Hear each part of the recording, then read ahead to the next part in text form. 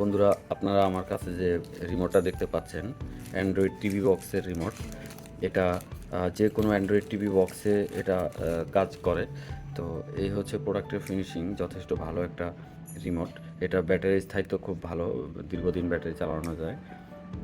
এক জোড়া battery set up করলে অনেক দিন পর্যন্ত চালানো যাবে এটা। যা হোক, আমি এটাতে এখন ব্যাটারি সেট আপ করবো। আমরা এর সাথে ব্যাটারি দিয়ে দিব, এক জোড়া battery.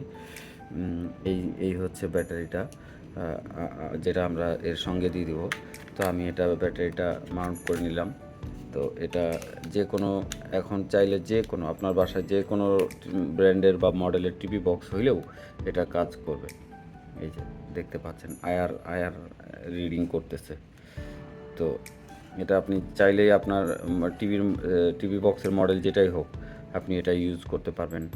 Volume volume minus apps set up, তারপরে সংখ্যাগুলা, সব কিছু এভরিথিং আপনারা এটা সুন্দরভাবে পারফেক্ট ব্যবহার করতে পারবেন।